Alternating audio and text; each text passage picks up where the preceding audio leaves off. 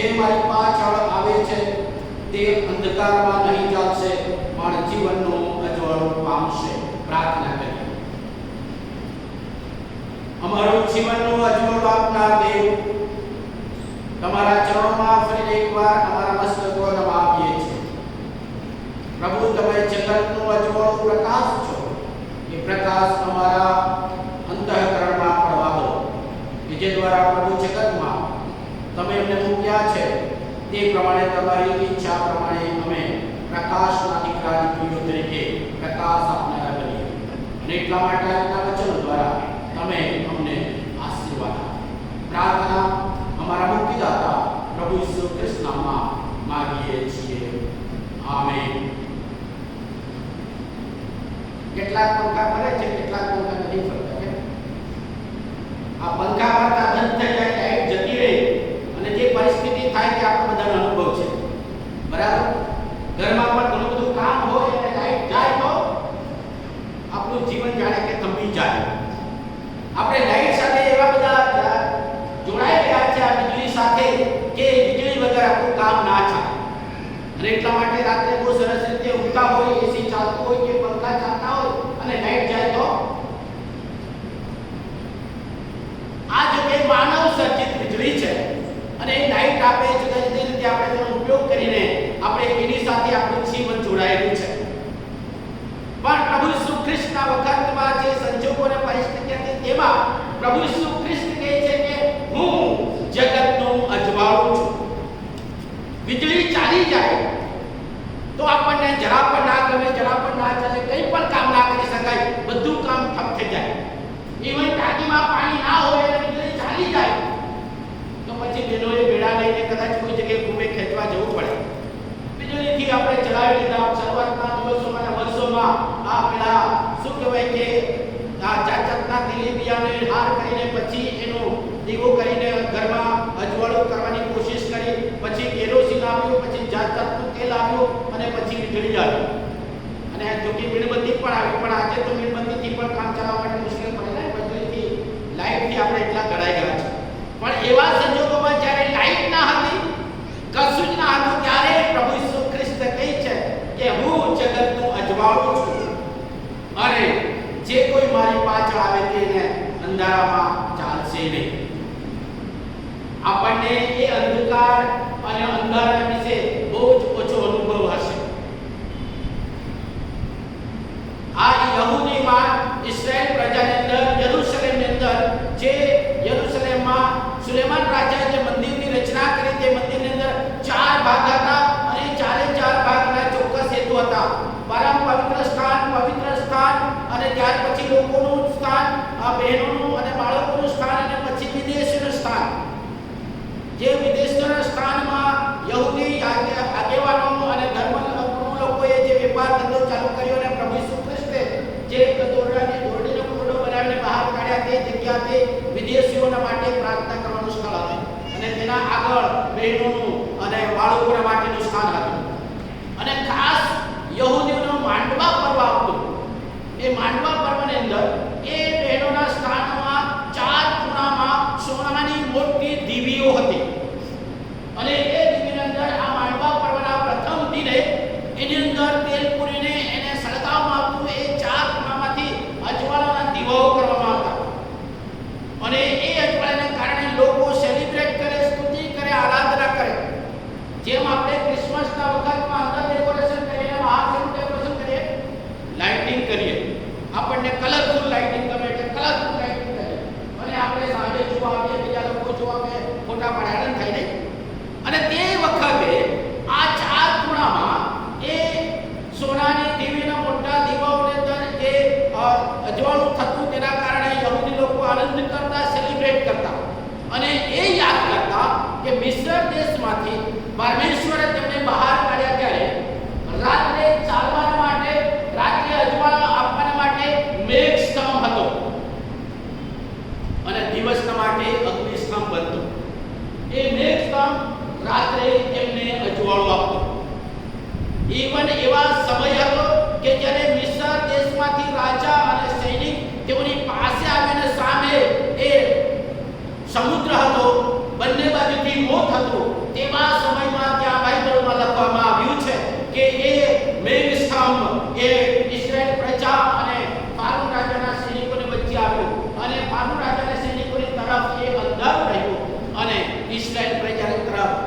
અજવાળું રહ્યું. એ પ્રમાણે ઈશ્વર એમને અજવાળું આપનાર દેવ છે. ઈશ્વર એમને અજવાળું આપીને રક્ષણ કરનાર પરમેશ્વર છે. ઈશ્વર એમને અજવાળું આપીને દોરનાર અને સલામતીમાં લઈ જનાર પરમેશ્વર છે. જે અજવાળું એમનું રક્ષણ કર્યું, જે અજવાળું એમને જીવન આપ્યું, જે અજવાળું એમને સલામતી આપી, જે અજવાળામાં તેઓ કામ કરી શક્યા, તે સ્મરણ કરતા યહોવા દેવ આપણી મધ્યે અજવાળું આપીને જીવન કાર્ય કરે છે અને આપણને બચાવે છે, સંભાળે છે. એ પ્રસંગ યાદ રાખીને ઇસ્રાયેલ પ્રજા માંડવા પર્વને દર વર્ષે ઉજવણી કરતા આ બહેનોના વિભાગના કોટમાં 4 જગ્યાએ જે સોનાની 4 દીવો હતી તેના સળગાવીને પછી સેલિબ્રેટ કરતા. એવા સંજોગોને ધ્યાનમાં લઈને પ્રભુ ઈસુ ખ્રિસ્તે કહ્યું કે હું જગતનું અજવાળું છું. જગતની અંદર અજવાળું આપવા માટે હું આવ્યો છું. પ્રભુ ઈસુ ખ્રિસ્ત યોહાન લખેલી સુવાર્તામાં જે 7 દાવાઓ કરે છે, હું છું, આઈ એમ, હુ આઈ એમ, એ 7 દાવામાંથી આ બીજો દાવો છે. યોહાન લખેલી સુવાર્તા તેનો 6ઠ્ઠો અધ્યાય 35મી કલમમાં પ્રભુ ઈસુ ખ્રિસ્ત કહે છે કે જીવનની રોટલી હું છું. 8મો અધ્યાય અને 12મી કલમ અને 9મો અધ્યાય અને તેની 5મી કલમમાં કહે છે કે જગતનું અજવાળું તો પ્રકાશ હું છું. યોહાન લખેલી સુવાર્તા 10મો અધ્યાય અને 7મી કલમમાં કહે છે કે ઘેટાનું બારણું હું છું. યોહાન લખેલી સુવાર્તા 10મો અધ્યાય અને તેની 11 અને 14મી કલમમાં કહે છે કે ઉત્તમ ઘેટા પાળક છું. યોહાન લખેલી સુવાર્તા 11મો અધ્યાય અને 25મી કલમમાં કહે છે કે પુનરુત્થાન તથા જીવન હું છું. અને યોહાન લખેલી સુવાર્તા અને તેનો 14મો અધ્યાય અને 6ઠ્ઠી કલમમાં કહે છે કે માર્ગ તથા સત્ય તથા જીવન હું છું. અને યોહાન લખેલી સુવાર્તા 15મો અધ્યાય અને 1લી કલમમાં કહે છે કે હું ખરો દ્રાક્ષ છું. આ 7 દાવાઓ પ્રભુ ઈસુ ખ્રિસ્ત કરે છે. તેનો બીજો દાવો, હું જગતનો અજવાળું છું, હું જગતનો પ્રકાશ છું. એટલે અજવાળું એટલે જે પ્રમાણે આપણે જોઈએ કે પરમેશ્વર ઇસ્રાયેલ લોકોને જે અજવાળું આપીને રક્ષણ કર્યું, છોડાવ્યા, એ પ્રમાણે આજના સંદર્ભમાં પણ પ્રભુ ઈસુ ખ્રિસ્ત આપણા માટે એ બાબત બને છે કે પ્રભુ ઈસુ ખ્રિસ્ત આપણું જીવન છે. હવે અજવાળાની વાત કરે તો જ્યાં અજવાળું હોય તો આપણને બીક લાગે નહીં. કદાચ કોઈ એકાંત સુનસાન વિસ્તારમાં કે કોઈ એવો ભયજનક રસ્તામાં જ્યાં દિવસના આપણે ત્યાંથી પસાર થઈ જઈએ, પણ રાત્રે આપણે પસાર થઈ શકતા નથી. કેટલી જગ્યાએ આમ કે અહીંથી પસાર થવું ડેન્જરસ છે, ચોરોનો ભય છે, કોઈ અશુદ્ધ આત્માનો ભય છે, કોઈ બિવડાવનારનો ભય છે, કોઈ બીજી બાબતોનો ભય છે. અંધારામાં જવું મુશ્કેલ છે, જ્યારે દિવસના અજવાળામાં આપણે જઈ શકીએ છીએ. એના પરથી આપણને ખ્યાલ આવે છે કે જે અજવાળું છે તે સલામતી દર્શાવે છે, અજવાળું છે તે રક્ષણ કરે છે, અજવાળું છે તે ભયને દૂર કરે છે, અજવાળું છે એ જીવન છે. અને એટલા માટે પ્રભુ ઈસુ ખ્રિસ્ત કહે છે કે હું જગતનો અજવાળું છું. એનો અર્થ એ છે કે પ્રભુ ઈસુ ખ્રિસ્ત આપણું જીવન છે. એટલું જ નહીં, પણ પ્રભુ ઈસુ ખ્રિસ્ત એ જીવનનું વૃદ્ધિનું સ્થાન છે. જીવન ધબકે છે, પણ તેની સાથે સાથે જીવન વૃદ્ધિ પામે એટલા માટે અજવાળાની જરૂર છે. જેમ આપણે સૂર્યને ઉગતા જોઈએ છે. ગઈકાલે ડોક્ટરે મારા મિસિસને કહ્યું કે સવારે 10 વાગ્યા સુધીના સૂર્યપ્રકાશમાં 10 મિનિટ લેવાનું. તાપમાને 10 મિનિટ લેશો તો તમારા શરીરમાં જે કંઈ ઉણપ છે તે દૂર થશે. અજવાળું એ જીવન આપે છે, જીવનને વૃદ્ધિ કરે છે, સાજાપણું આપે છે, હીલિંગ કરે છે. એ સૂર્યના અજવાળાથી વનસ્પતિ ઉગે છે, મોટી થાય છે, ફૂલ આવે છે, ફળ આવે છે, અને એ પ્રમાણે આપણા માટે પણ એ વિટામિન ડી પેદા કરે છે. અને આપણા માટે અજવાળું, સૂર્યનું અજવાળું આપણા માટે લાભકારક છે. અને એટલા માટે કેટલાક લોકો એમ કહે છે કે એનાથી આપણને જીવનમાં વૃદ્ધિ મળે છે, એટલે એ જ દેવ છે. પણ સૂરજના બનાવનાર પ્રભુ ઈસુ ખ્રિસ્ત પોતે કહે છે કે હું જગતનું અજવાળું છું. વહાલાઓ, એટલા માટે તે જીવન છે અને તેની સાથે સાથે તે વૃદ્ધિ છે. એ વૃદ્ધિ આપે છે એટલું જ નહીં, પણ એ અજવાળું છે એ આપણા માટે આનંદનું સ્થાન છે. જે બીક, અચોક્કસતા, અસલામતી ભરી હોય તેવા સમયમાં જ્યારે અજવાળું થાય ત્યારે આપણને આનંદ થાય છે.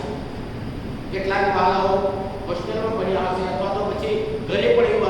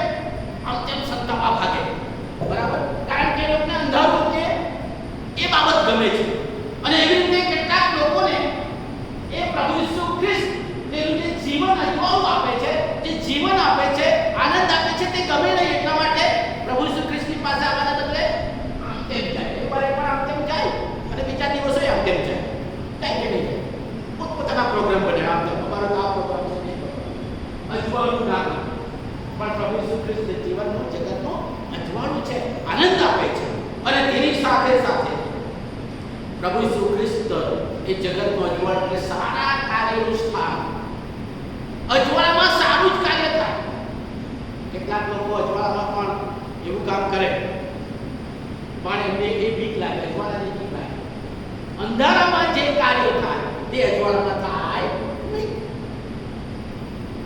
એનો અર્થ એવો છે કે પ્રભુ ઈસુ ખ્રિસ્ત જગતનું અજવાળું છે, એટલા માટે સારા કાર્યનું સ્થાન છે. પ્રભુ ઈસુ ખ્રિસ્ત દ્વારા આપણા જીવનમાં જે જીવનનું અજવાળું મળવાને કારણે આપણે સારા કાર્યો કરી શકીએ છીએ. સારો વિચાર, સારું વર્તન, સારો વ્યવહાર, સારી બોલી, સારી બાબતો, સારી સેવા એ પ્રભુ ઈસુ ખ્રિસ્તના નામમાં, એના અજવાળામાં, એના દ્વારા જીવન મળવાથી આપણે કરી શકીએ છીએ. અને એટલા માટે એ જગતનું અજવાળું છે, એ સારા કાર્યનું સ્થાન છે. એટલા માટે જ આજે આવા સુંદર પ્રભુ ઘરમાં આપણે બેઠા છીએ. જે સારા કાર્ય કરવા માટે મિશનરીને તેડું, સારા કાર્યો કરવા માટે આપણા વડવાઓને તેડું મળે, સારા કાર્યો કરવા માટે આપણા વહાલાઓ પોતાનો સમય અને ભોગ આપે છે. સારા કાર્ય કરવા માટે આપણને જે કંઈ મળે છે તે ખુશીથી પ્રભુની સેવા માટે આપણે અર્પણ કરીએ છીએ અને પોતાની જાતનું પણ અર્પણ કરીએ છીએ. કારણ કે જગતનું અજવાળું પ્રભુ ઈસુ ખ્રિસ્ત છે અને એના દ્વારા સારા કાર્યો કરી શકાય છે. પ્રભુ ઈસુ ખ્રિસ્ત જગતનું અજવાળું છે, એનો અર્થ કે છુટકારો છે, તારણ છે, મુક્તિ છે, salvation, light of the life. એ જીવનનું અજવાળું છે. ઇસ્રાયેલ લોકોને મિસ્રની ગુલામીમાંથી છોડાયા પછી એ અજવાળામાં પરમેશ્વરે દોર્યા. એ યાદ કરતા માંડવા પર્વની ઉજવણીમાં એ ચાર ખૂણામાં ચાર સોનાના દિવ્યો સળગાવીને સેલિબ્રેટ કરતા. આજે પ્રભુ ઈસુ ખ્રિસ્ત એ જગતનું અજવાળું છે અને એટલા માટે વહાલાઓ આપણને છુટકારો છે. પાપમાંથી છુટકારો, ખોટી ટેવમાંથી છુટકારો, ગુંડા વિચારોમાંથી છુટકારો, તમામ પ્રકારની ખોટી સંગતમાંથી છુટકારો, એ બધી દુનિયાવી બાબતોમાંથી છુટકારો અને અજવાળામાં સારું કાર્ય કરવા માટે, આનંદથી જીવન જીવવા માટે આપણને પાપને અને મરણમાંથી પણ છુટકારો મળ્યો છે. જગતનું અજવાળું એ આપણને તારણ આપે છે, છુટકારો આપે છે, જીવન આપે છે, સલામતી આપે છે. એ બાબત જ્યારે આપણે યાદ કરીએ ત્યારે પ્રભુ ઈસુ ખ્રિસ્ત કહે છે કે હું જગતનું અજવાળું છે નહીં, પણ મારી પાછળ ચાલનારા અંધારામાં ચાલશે નહીં. પ્રભુ ઈસુ ખ્રિસ્તની પાછળ ચાલતા આપણે આ જગતમાં એ શૈતાનના કાર્યો અને અંધકારના કાર્યોમાંથી આપણે બચી જઈએ છીએ. જેમ પથ્થર ખસેડવાથી જીવડા અંધકારના માટે, સત્તા માટે આમ તેમ ભાગે છે, તેમ આપણે ભાગી ના જઈએ. પણ પ્રભુ ઈસુ ખ્રિસ્તની પાસે વધુ નજીક આવે એટલા માટે પ્રભુનું વચન વાંચીએ, તેની સંગતિમાં જઈએ, તેની સેવામાં સામેલ થઈએ, તેની આરાધના કરીએ, તેની સ્તુતિ કરીએ અને તક મળે ત્યારે પ્રભુએ આપેલા વચન પ્રમાણે આપણે સેવા કરીએ, આપણો ભોગ આપીએ, આપણો ત્યાગ કરીએ, આપણા જીવનનો ને સમયનો ને તાલંતનો ને ધનનો જે દાન કરીએ. એ વહાલાઓ પ્રભુ ઈસુ ખ્રિસ્ત દ્વારા એ અંધકારના કામ તજીને અજવાળામાં એ જીવન પામવાને માટે પ્રભુ ઈસુ ખ્રિસ્તનું દેવું છે. અને એટલા માટે પ્રભુ ઈસુ ખ્રિસ્ત કેવું છે કે હું જગતનું અજવાળું છું. યોહાનના માથે લખેલી સુવાર્તા 5મા અધ્યાયની 14મી કલમમાં શું કહે છે કે તમે જગતનો અજવાળો છો. હું જગતનો અજવાળો છું, મારા દ્વારા તમે અજવાળો પામ્યા છો, જીવન પામ્યા છો, તો એ જીવન તમારામાંથી ધબકતું જીવન આગળ વધશે, આપણામાંથી આગળ વધશે. અને એટલા માટે પ્રભુ ઈસુ ખ્રિસ્ત કહે છે કે તમે તમારે ઋણી કરડીઓ, અજવાળાના દીકરા દીકરીઓ તરીકે તમારું કાર્ય, તમારું જીવન એવી રીતે પ્રકાશવા દો કે જેથી જગતના લોકો આકાશમાંના બાપનો મહિમા કરે, સ્તુતિ કરે, ધન્યવાદ આપે કે આપણે અજવાળાના દીકરા દીકરીઓ છે, આપણે શૈતાનના અંધારાના દીકરા દીકરીઓ નથી. અને એટલા માટે અંધારામાં ચાલશે નહીં. અને એટલા માટે આપણને એ અજવાળાના વારસ તરીકે આધીન થવાના માટે દેવું આપ્યું છે. એટલા માટે અય્યોબ 22મા અધ્યાય 28મી કલમમાં કહે છે કે તમે અજવાળાના દીકરાઓ તરીકે તારા માર્ગો પર પ્રકાશ પડશે. ઈશ્વરનો પ્રકાશ વહાલાઓ આપણા જીવન પર, આપણા જીવનના માર્ગો પર, આપણા વિચારો પર, આપણા કાર્યો પર, આપણા કુટુંબ પર ઈશ્વરનો પ્રકાશ હંમેશા રહેશે. જેમ મિસ્ર દેશમાંથી નીકળ્યા પછી અરણ્યમાં, અંધકારમાં કોઈ જગ્યાએ અજવાળું ના હોય તેવા સમયમાં ઈશ્વર અગ્નિસ્તંભ તરીકે અજવાળું આપે, તેમ ઈશ્વરના અદ્રશ્ય પવિત્ર આત્મા દ્વારા આપણા પર પ્રકાશ પડશે. ન્યાયોને માટે અજવાળું વાવવામાં આવ્યું છે. ઈશ્વરના પ્રકાશમાં ચાલનાર પ્રભુ ઈસુ ખ્રિસ્ત જગતનો ઉદ્ધાર કરવાના માટે ઈશ્વર આપણા માટે અજવાળું હંમેશા માટે મૂક્યું છે કે જેથી ગુણની બાબતોમાં, શૈતાનિક બાબતોમાંથી આપણે બચી જઈએ. ઈશ્વરનું વચન એ કહે છે કે યથાર્થ અને સારું અંધારામાં અજવાળું પ્રગટ થાય છે. ગીત શાસ્ત્ર 112 અને 4 કલમ પ્રમાણે. વહાલાઓ, આપણે જ્યારે પ્રભુના માર્ગમાં ટકી રહીએ છીએ, એના અજવાળામાં ચાલવાના આપણું જીવનને સમર્પિત કર્યું છે, તેવા સમયમાં મુશ્કેલી આવશે, સંકટ આવશે, બીમાર આવશે, મહામારી આવશે, લોકો અન્યાય કરશે, લોકો ખોટી રીતે આપણને હેરાન કરશે, આપણું અપમાન કરશે, તેની સાથે આપણને કોઈ બાબતમાં ફસાવશે. પણ યાદ રાખીએ, જો પ્રભુ ઈસુ ખ્રિસ્તનો અજવાળું આપણા જીવનમાં સ્વીકાર્ય છે, તો આપણા માટે વહાલાઓ એક અજવાળું પ્રગટ કરશે, એ બચાવ કરશે, એ છોડાવશે, એ ન્યાયપણાના માર્ગમાં પાછા આપણને લાવશે અને આપણો ઉદ્ધાર કરશે. એટલા માટે જે પ્રભુ ઈસુ ખ્રિસ્તનો અજવાળું સ્વીકાર્યું છે તેને સદાચારી કહે છે. અને સદાચારીનો માર્ગ પ્રભાતના પ્રકાશ જેવો છે, જે સવારથી જેમ જેમ સૂર્ય ઉગતો જાય, ઉપર આવતે જેમ તેનો પ્રકાશનું તેજ, પ્રકાશનું સામર્થ્ય વધતું જાય અને બપોરે એકદમ બધાને પ્રકાશિત બને છે, તેમ આપણા જીવનમાં પ્રભુ ઈસુ ખ્રિસ્તનું સામર્થ્ય એ રીતે પ્રકાશિત બનશે. વહાલાઓ, એ નીતિવચનના પુસ્તક અને 4th અધ્યાય 18મી કલમ પ્રમાણે કહે છે. અને એટલા માટે જે કોઈ સારું કરે છે, અજવાળાના માર્ગમાં રહીને પોતાના જીવનને આ પ્રભુના કાર્યમાં સમર્પિત કરે છે, એના માટે 4 બાબતો બનશે.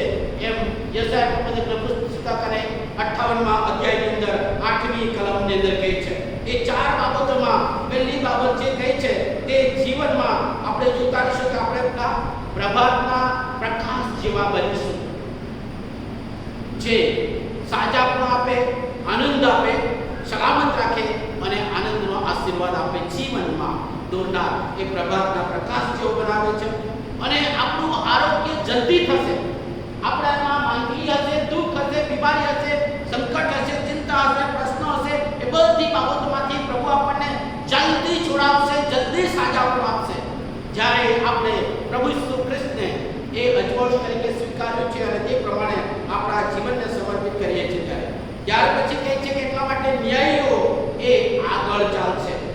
ન્યાયપણું, ઈશ્વરનું ન્યાયપણું આપણી આગળ ચાલશે. એટલે કે આપણા માટે કોઈ નુકસાન કરવાનું કાવતરું કરે, કોઈ આપણને ખોટી રીતે ફસાવી દે, ફસાઈ જઈએ, તો પણ વહાલાઓ પ્રભુનું ન્યાયપણું એ આપણી આગળ વ્યવસ્થા કરશે, ચાલશે અને એ પ્રમાણે આપણને દોરશે. કારણ કે આપણે પ્રકાશના દીકરા દીકરીઓ છીએ, પ્રભુ ઈસુ ખ્રિસ્તના બાળકો છે. અને ચોથી બાબત, યહોવાનું ગૌરવ આપણો પીઠ રક્ષક બનશે. ફક્ત આગળ ચાલીને રક્ષણ કરશે એટલું જ નહીં, પણ આપણે પીઠ બાજુ પણ પાછળ પણ આપણે બધી રીતે રક્ષણ કરશે. એટલે કે ઈશ્વરનું જે અજવાળું છે, પ્રભુ ઈસુ ખ્રિસ્ત જગતનું અજવાળું તરીકે આપણને 4 રીતે રક્ષણ કરવાની વાત આપે છે, વાત કરે છે કે જે પ્રભાતના તારા પ્રકાશ જેવો જલ્દી સાજાપણું આપશે, ન્યાય પણ આગળ ચાલશે અને તેની સાથે સાથે યહોવાનું ગૌરવ આપણું પીઠ રક્ષક બનશે. અને એટલા માટે વહાલા પ્રભુ ઈસુ ખ્રિસ્તનું જગતનું અજવાળું છે, આપણા જીવનમાં તેનો પ્રકાશ પડ્યો છે, તેની ખાતરીમાં આપણે તેના દીકરા દીકરીઓ તરીકે તેના હાથમાં આપણે સમર્પિત. જ્યારે સમર્પિત થઈશું ત્યારે ભવિષ્યની મંડળીના માટે પણ પ્રભુ યશાયા પ્રવચનનું પુસ્તક 6th અધ્યાય 20મી કલમમાં વચન આપે છે કે યહોવા તારું સદાકાળનું અજવાળું થશે અને તારા શોકના દિવસો પૂરા થશે. વહાલાઓ, ઈશ્વર સદાકાળનું આપણા માટેનું અજવાળું છે. જ્યાં પૃથ્વી પર હોઈએ કે પૃથ્વી પછી પણ સદાકાળના માટે આપણા માટે શોકના દિવસો પૂરા કરવામાં આવશે. આ કોરોના જેવી મહામારીના સમયમાં જેઓ ચોક્કસતા છે, એ બધી પરિસ્થિતિમાં યાદ રાખીએ પ્રભુ ઈસુ ખ્રિસ્ત આપણું અજવાળું છે અને એ અજવાળામાં ચાલવાના માટે મને તમને તેના બાળકો તરીકે પ્રભુ ઈસુ ખ્રિસ્ત પોતે આપણને અજવાળાના દીકરા દીકરીઓ તરીકે કહે છે. અને એને દીકરા દીકરીઓ તરીકે એનો મહિમા પ્રગટ કરવા માટે આપણને અજવાળાના દીકરા દીકરીઓ તરીકે બોલાવ્યા છે, તેડ્યા છે, પસંદ કર્યા છે અને નિમ્યા છે. પ્રભુ ઈસુ ખ્રિસ્ત આ જગતમાં આવવાનો મુખ્ય હેતુ એ જીવન અને ભરપૂર જીવન આપવા માટે, બચાવવા માટે આવ્યા. એ પરિપૂર્ણ થાય એટલા માટે પ્રભુ ઈસુ ખ્રિસ્ત યહૂદીઓની જે પરંપરા છે, અજવાળાના વિશે અને આનંદ કરવાના વિશે અને સલામતીના વિશે યાદ કરે છે, તે કહીને પછી પ્રભુ ઈસુ ખ્રિસ્ત પોતાને કહે છે કે હું જગતનું અજવાળું છું. અને એટલા માટે એ જગતના અજવાળાનો સ્વીકાર કરનારમાં એ જગતમાં અજવાળાનું દીવારૂપ બને છે. અને એટલા માટે તેના દીકરા દીકરીઓ તરીકે આપણે એ રીતે પ્રભુની આરાધના કરીએ, પ્રભુની સ્તુતિ અને પ્રભુનું ભજન કરીએ. અને એટલા માટે એ ભજન કરતા પ્રભુનું કાર્ય આપણે વિશ્વાસપણે અજવાળાના દીકરા દીકરીઓ તરીકે કરીએ. આપણે અંધકારના કામ ત્યજી દઈએ. આપણામાં હજુ પણ અંધકારનું કામ, અંધકારરૂપી વિચાર, એ ભૂંડી બાબતો, ખોટા શબ્દો, ખોટી બાબતો, દુનિયાવી વિચારો, દુનિયાના રસ્તાઓ છે, એનો આપણે અંધકારના કાર્યને ત્યાગ કરીએ, કારણ કે આપણે અજવાળાના દીકરા દીકરીઓ છીએ. તેની સાથે આપણે પ્રકાશના દીકરા દીકરીઓને ઘટે તે ચાલીએ. પ્રભુ ઈસુ ખ્રિસ્તના બાળકો તરીકે આપણું ચાલ ચલણ અને આપણું જીવન બને, એટલા માટે આપણને અજવાળામાં બોલાવવામાં આવે છે. અને એ પ્રભુ ઈસુ ખ્રિસ્તના બાળકો તરીકે, આપણે જ્યોતિઓ તરીકે, પ્રકાશ આપનાર તરીકે આપણે એની સાક્ષી આપીએ. આપણા જીવનની સાક્ષી કે જેમાં પરમેશ્વરે અજવાળો પાથરીને જે કાર્ય કર્યું છે તે જગતમાં પ્રગટ કર્યું. અને એ કાર્ય કરવા માટે હંમેશા આપણે જાગૃત રહીએ.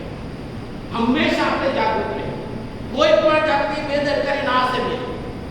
જેમ કોરોનાનો પ્રથમ વેવ પછી બધા લોકો બેદરકાર થઈ ગયા, કઈ વાંધો નહીં, હવે તો ખાઓ પીઓ અને સેલિબ્રેટ કરો, અને સેકન્ડ વેવ આવે ત્યારે બધા ફસાઈ ગયા. તેમ જીવનમાં બહારનો અંધકાર ક્યારે આવે, મુસીબત ક્યારે આવે, કોઈનાથી કઈ કહી ન શકાય. અને એટલા માટે અજવાળાના દીકરા દીકરીઓ તરીકે આપણે આત્મિક રીતે, દૈહિક રીતે, બૌદ્ધિક રીતે આપણે હંમેશા જાગૃત રહીએ. અને એટલા માટે પ્રભુ ઈસુ ખ્રિસ્ત કહે છે, જાગતા રહો ને be alert in the Lord as the light of the Lord. પ્રભુ ઈસુ ખ્રિસ્તના અજવાળાના દીકરા દીકરીઓ તરીકે જો પ્રભુ ઈસુ ખ્રિસ્ત એ અજવાળું છે, તો તે અજવાળામાં ચાલતા આપણે અજવાળાના વારસદાર તરીકે આપણે જાગૃત રહીએ. બધી બાબતો કે જેથી એ અંધકારના કાર્યમાંથી બચીને જગતમાં અને જગત પછી પણ એ અજવાળાનો પ્રકાશ આપનારા બનીએ. અને એના માટે મને અને તમને બોલાવે છે. એ અજવાળો આપણા જીવનમાં છે જ્વાળા, પણ આપણે એ અજવાળાનો સ્વીકાર કરતા અંધકાર ભરેલો કાર્યનો ત્યાગ કરવા માટે પ્રભુ ઈસુ ખ્રિસ્તમાં ફરીથી આપણે પોતાની જાતને સમર્પિત કરીએ કે જેથી તે પ્રભાતના પ્રકાશ જેવું બનાવે, જલ્દી આરોગ્ય આવે, આગળ આપણું ન્યાયપણું તાર તરીકે ચાલે, અને પાઠશાળ રક્ષક તરીકે એ હંમેશા આપણી સાથે રહે.